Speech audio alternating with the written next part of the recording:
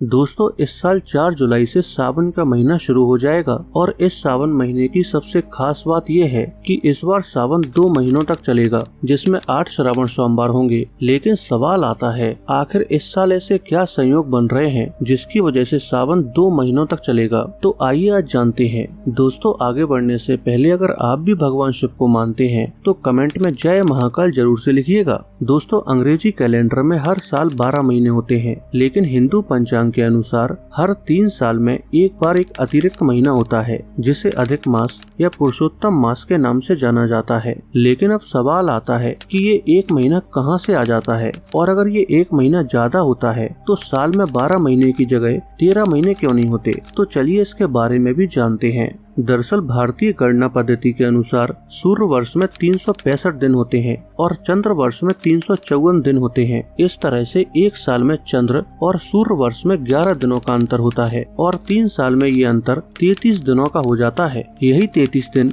3 साल बाद एक अतिरिक्त महीना बन जाता है। दोस्तों अब आगे बढ़ने से पहले सबसे जरूरी है कि आप सूर्य वर्ष और चंद्र वर्ष के बारे में जान लें। दरअसल पुराने समय में जब घड़ियां नहीं होती थी तब इंसान सूरज और चंद्रमा की किरणों के झुकाव से समय का पता कर लेता था और इन्हीं किरणों के माध्यम से इंसान सूर्य ग्रहण और चंद्र ग्रहण कब लगेगा इसका भी पता कर लेता था। और यहीं से शुरुआत हुई सूर्य कैलेंडर और चंद्र कैलेंडर की, जहां सूर्य कैलेंडर का आधार है सूरज और पृथ्वी। इस कैलेंडर में पृथ्वी द्वारा सूरज के चारों ओर घूमने में लगने वाले समय के आधार पर समय अवधि को मापा जाता है और इस कैलेंडर में 365 दिन होते हैं। अगर आप कभी दिल्ली में जंतर मंतर जाएंगे तो आप सूर्य कैलेंडर के बारे में और अच्छे से जान पाएंगे।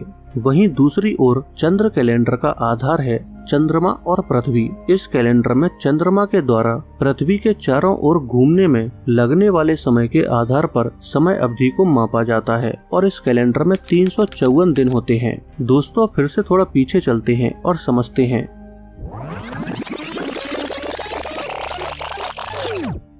तो इस तरह से एक साल में चंद्र और सूर्य वर्ष में 11 दिनों का अंतर होता है और 3 साल में ये अंतर 33 दिनों का हो जाता है। यही 33 दिन से 3 साल बाद एक अतिरिक्त महीना बन जाता है। दरअसल पूरी दुनिया में कई सारे कैलेंडर्स हैं, जैसे Julian calendar, holocene calendar, Bengali calendar, discordian calendar वगैरह वगैरह। लेकिन पूरी दुनिया ग्रेगोरियन कैलेंडर को मानती है, जिसे अंग्रेजी कैलेंडर भी कहते हैं, जिसमें 12 महीने होते हैं। इसलिए इस अतिरिक्त एक महीने को इन्हीं 12 महीनों में समायोजित कर दिया जाता है। दोस्तों इस अतिरिक्त एक महीने की वजह से 19 साल बाद ऐसा संयोग बना है, इसलिए इस बार सावन 2 महीने का होगा और हिंदू धर्म में इस अतिरिक्त एक महीने का विशेष महत्व है। दरअसल ऐसा माना जाता है कि अधिक मास में किए गए धार्मिक कार्यों का किसी भी अन्य महीने में किए गए पूजा पाठ से 10 गुना ज्यादा लाभ मिलता है। इसलिए इस पवित्र महीने में आप भी भगवान शिव की तन मन से उपासना कीजिए। भोलेनाथ आपसे जरूर प्रसन्न होंगे और आपकी सभी मनोकामनाएं पूरी करेंगे।